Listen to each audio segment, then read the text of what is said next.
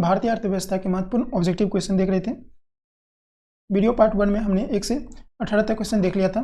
उसके आगे क्वेश्चन हम देखते हैं वीडियो पार्ट 2 में। अगर वो आप वीडियो नहीं देखे हैं तो जाकर देख लें। देखते हैं क्वेश्चन देखते हैं। कहता है निम्नलिखित कथनों पर विचार कीजिए। कहता है जिस क्षेत्र में किसी वस्तु का उत्पादन सीधा प्राकृतिक संसाधनों का उपयोग करके किया जाता है उसे प्राथमिक क्षेत्र कहा जाता है। यह कथन सत्य है।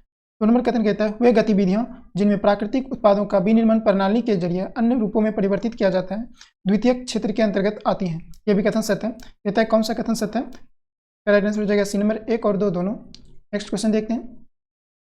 20 नंबर कहता है आर्थिक क्रियाकलाप के अंतर्गत तृतीयक क्षेत्र में सम्मिलित है। तो तृतीयक क्षेत्र के उदाहरण क्या क्या है वो देखेंगे। कहता है बैंकिंग, ये तृतीयक क्षेत्र में आते हैं। शिक्षा, ये भी तृतीयक क्षेत्र में आते हैं। स्वास्थ्य, ये भी तृतीयक क्षेत्र में आते हैं। संचार, ये भी आते हैं। यानी इसका राइट आंसर हो जाएगा डी नंबर।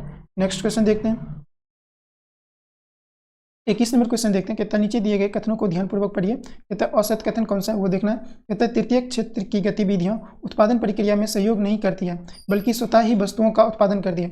ये स्वतः ही वस्तुओं का उत्पादन नहीं करती है। ये प्राथमिक क्षेत्र और द्वितीयक क्षेत्र को मिलाकर इसमें वस्तु का उत्पादन होता है। यानी ये कथन गलत है। कहता है द्वितीयक क्षेत्र को सेवा क्षेत्र भी कहा जाता है। ये द्वितीयक क्षेत्र को सेवा क्षेत्र नहीं कहा जाता है। द्वितीयक क्षेत्र को विनिर्माण क्षेत्र कहते हैं। सेवा क्षेत्र जो है ये तृतीयक क्षेत्र को कहते हैं। यानी ये भी कथन गलत है। कहता है राइट आंसर हो जाएगा सी नंबर 1 और 2 दोनों। नेक्स्ट क्वेश्चन देखते हैं।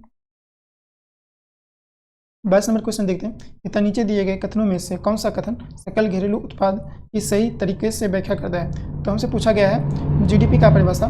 जीडीपी क्या होती है? किसी विशेष वर्ष में उत्पादित वस्तु का मूल्य और सेवा का अंतिम मूल्य जो होता है वो जीडीपी कहलाता है। तो देखते हैं कौन सा कथन सही है। पहला कथन कहता है किसी विशेष वर्ष में देश के करदाता नागरिकों द्वारा उत्पादित सभी मध्यवर्ती वस्तुओं और सेवाओं का मूल्य। यह कथन गलत है। किसी विशेष वर्ष में देश के नागरिकों द्वारा देश के भीतर एवं बाहर उत्पादित सभी अंतिम वस्तुओं और सेवाओं का मूल्य। इसमें बाहर उत्पादित शामिल होंगे, अपने देश में ही उत्पादित सभी वस्तुएं शामिल होते हैं। यानी ये कथन गलत है। कहता है किसी विशेष वर्ष में देश के भीतर उत्पादित सभी अंतिम वस्तुओं और सेवाओं का मूल्य। यानी ये कथन सही है। ये जीडीपी का सही व्याख्या कर रही है। इसका राइट आंसर हो जाएगा सी नंबर। नेक्स्ट क्वेश्चन देखते हैं। 23 नंबर कहता है नीचे दिए गए कथनों को ध्यानपूर्वक पढ़िए। पहला ऑप्शन है भारत में लोगों को सबसे अधिक रोजगार प्राथमिक क्षेत्र के अंतर्गत प्राप्त होता है। यह कथन सत्य है। कहता है भारत की जीडीपी में सबसे अधिक योगदान तृतीयक क्षेत्र में उत्पादित वस्तुओं की सेवाओं का है। यह भी कथन सत्य है। कहता है सत्य कथन कौन सा है? तो इसका राइट आंसर हो जाएगा सी नंबर। नेक्स्ट क्वेश्चन देखते हैं। 24 नंबर क्वेश्चन कहता है निम्नलिखित में कौन सा भारतीय अर्थव्यवस्था का प्रमुख लक्षण है। तो भारतीय अर्थव्यवस्था कैसी अर्थव्यवस्था है? ये मिश्रित अर्थव्यवस्था है। यानी इसका राइट आंसर हो जाएगा ए नंबर। नेक्स्ट क्वेश्चन देखते हैं। 25 नंबर क्वेश्चन कहता है निम्नलिखित में कौन सा कथन सत्य है। कहता है विकसित देशों की अर्थव्यवस्था में अधिकांश श्रमजीवी लोग सेवा क्षेत्र में ही नियोजित हैं। जो विकसित देश हैं वो तृतीयक क्षेत्र में ही सेवा क्षेत्र में ही वो काम कर रहे हैं। यानी ये राइट आंसर हो जाएगा। कहता है प्राथमिक एवं द्वितीयक क्षेत्र का विकास जितना अधिक होगा तृतीयक क्षेत्र का विकास भी उतना ही अधिक होगा। ये भी कथन सत्य है। यानी इसका राइट आंसर हो जाएगा सी नंबर। नेक्स्ट क्वेश्चन देखते हैं। 26 नंबर क्वेश्चन देखते हैं। कहता है अर्थव्यवस्था के संगठित क्षेत्र के संबंध में नीचे दिए कथनों पर विचार कीजिए और पूछ रहा है सत्य कथन कौन सा है वो देखना है। पहला कथन देखते हैं। कहता है संगठित क्षेत्र के कर्मचारियों को सब वेतन छुट्टी, बीमारी के कारण छुट्टी इत्यादि का कोई प्रावधान नहीं होता है। ये कथन गलत है। संगठित क्षेत्र के कर्मचारियों को छुट्टी, बीमारी के कारण छुट्टी और वेतन समय पर मिलते हैं। यानी ये कथन गलत है। कहता है संगठित क्षेत्र में वे उद्यम आते हैं जहाँ रोजगार की अवधि नियमित होती है। ये कथन सत्य है। कहता है संगठित क्षेत्र सरकार द्वारा पंजीकृत होते हैं और उन्हें सरकारी नियमों एवं विनियमों का अनुपालन करना होता है। ये भी कथन सत्य है। यानी इसका राइट आंसर हो जाएगा बी नंबर। नेक्स्ट क्वेश्चन देखते हैं। 23 नंबर क्वेश्चन कहता है विकास का भारतीय मॉडल किसके हितों की रक्षा करता है। तो भारत का जो मॉडल है वो व्यक्ति और राष्ट्र दोनों को सुरक्षा प्रदान करती है। नेक्स्ट क्वेश्चन देखते हैं। 28 नंबर क्वेश्चन कहता है अर्थव्यवस्था के असंगठित क्षेत्र के संदर्भ में निम्नलिखित में से कौन सा कथन सत्य है। अभी हमने संगठित क्षेत्र के बारे में देखे थे, अब असंगठित क्षेत्र के बारे में देखते हैं। कहता है असंगठित क्षेत्र के लिए कोई नियम एवं विनियम नहीं होते। ये कथन गलत है। नियम और विनियम तो होते हैं लेकिन ये पालन नहीं करते हैं। कहता है यहाँ रोजगार सुरक्षित नहीं होता है और श्रमिकों को बिना किसी कारण कार्य से हटाया जा सकता है। ये कथन सत्य है। यानी इसका राइट आंसर हो जाएगा बी नंबर। नेक्स्ट क्वेश्चन देखते हैं। 29 नंबर क्वेश्चन कहता है निम्नलिखित में से किन लोगों के द्वारा दिए गए कर्ज को अनौपचारिक क्षेत्र ऋण के अंतर्गत शामिल किया जाता है। पहला ऑप्शन है मित्र, दूसरा ऑप्शन है व्यापारी और तीसरा ऑप्शन है साहूकार और चौथा ऑप्शन है रिश्तेदार। ये सारे जो है अनौपचारिक रूप से ऋण देते हैं। इसका राइट आंसर हो जाएगा डी नंबर। 30 नंबर क्वेश्चन कहता है औपनिवेशिक काल में विभिन्न आर्थिक क्षेत्रों में संलग्न जनसंख्या के आधार पर निम्नलिखित क्षेत्रों को घटते क्रम में लगाइए। तो औपनिवेशिक काल मतलब ब्रिटिश काल में कितने प्रतिशत जनसंख्या किस क्षेत्र में थे वो बताना है। तो कृषि क्षेत्र में जो थे वो 70 से 75% संलग्न थे, विनिर्माण में 10% थे, और सेवा क्षेत्र में 15 से 20% जनसंख्या लगे हुए थे औपनिवेशिक काल में। तो इसका राइट आंसर हो जाएगा 1, उसके बाद हो जाएगा 3, उसके बाद हो जाएगा 2। तो देख लेते हैं 1, 3, 2 किसमें, 1, 3, 2 ये सी नंबर में है, यानी राइट आंसर हो जाएगा सी नंबर।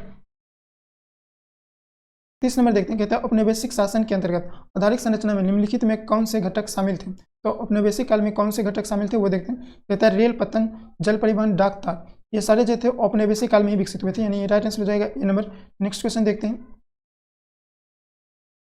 32 नंबर क्वेश्चन देखते हैं। कहता है निम्नलिखित में से कौन सा कथन मिश्रित अर्थव्यवस्था का सर्वोत्कृष्ट वर्णन करता है। तो मिश्रित अर्थव्यवस्था क्या होती है, ये निजी अर्थव्यवस्था एवं सार्वजनिक अर्थव्यवस्था का मिश्रण होता है, मिश्रित अर्थव्यवस्था कहलाती है।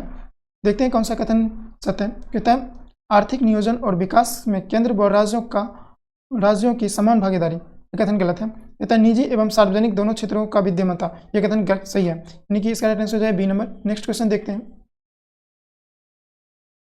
33 नंबर क्वेश्चन देखते हैं। कहता है यदि श्रम पूंजी से सस्ता है तो अधिक श्रम प्रधान विधियों का प्रयोग होगा, और यदि श्रम की अपेक्षा पूंजी सस्ती है तो उत्पादन की अधिक पूंजी प्रधान विधियों का प्रयोग होगा। कहता है ऊपर दिए गए विवरण किस प्रकार की अर्थव्यवस्था को निरूपित करता है। तो ये पूंजीवादी अर्थव्यवस्था को निरूपित करता है। नेक्स्ट क्वेश्चन देखते हैं, 34 नंबर कहता है निम्नलिखित में कौन से समाजवादी अर्थव्यवस्था के लक्षण। तो समाजवादी देखते हैं, कहता है निजी संपत्ति का संग्रहण नहीं किया जा सकता है, ये कथन सत्य है। समाजवादी अर्थव्यवस्था में निजी संपत्ति का संग्रहण नहीं किया जाता है। कहता है इसमें समाज की आवश्यकताओं के अनुरूप वस्तुओं का उत्पादन होता है, ये कथन सत्य है। कहता है इस व्यवस्था में आर्थिक गतिविधियां सामाजिक सिद्धांत द्वारा निर्देशित की होती है, ये भी कथन सत्य है। इसका राइट आंसर हो जाएगा डी नंबर। नेक्स्ट क्वेश्चन देखते हैं, कहता है निम्नलिखित में से कौन से कथन भौतिक पूंजी और मानव पूंजी के बीच सही अंतर स्पष्ट करते हैं। देखते हैं, पहला ऑप्शन है भौतिक पूंजी निर्माण एक आर्थिक और तकनीकी प्रक्रिया है, जबकि मानव पूंजी के साथ ऐसा नहीं है, ये कथन सत्य है। कहता है मानव पूंजी को बेचा नहीं जा सकता है, जबकि भौतिक पूंजी को बेचा जा सकता है, ये भी कथन सत्य है। कहता है भौतिक पूंजी अन्य वस्तुओं के भांति दृश्य होते हैं, तो वहीं मानव पूंजी अदृश्य होते हैं, ये भी कथन सत्य है। इसका राइट आंसर हो जाएगा डी नंबर। नेक्स्ट क्वेश्चन देखते हैं, 36 नंबर क्वेश्चन देखते हैं, मानव विकास के संबंधित निम्नांकित कथनों में से कौन से कथन सत्य हैं। तो सत्य कथन देखना है। कहता है मानव विकास इस सिद्धांत पर आधारित है कि शिक्षा और स्वास्थ्य मानव कल्याण के लिए आवश्यक है। मानव का विकास कैसे होगा, जब तक शिक्षा और स्वास्थ्य सही नहीं रहेगा तब तक मानव का विकास नहीं हो पाएगा, यानी कि यह कथन सत्य है। कहता है मानव विकास के संदर्भ में मानव स्वयं ही साध्य है, और शिक्षा और स्वास्थ्य ये मानव खुद ही अपना साध्य करते हैं, यानी ये भी कथन सही है। कहता है कौन सा कथन सत्य है, तो इसका राइट आंसर हो जाएगा सी नंबर।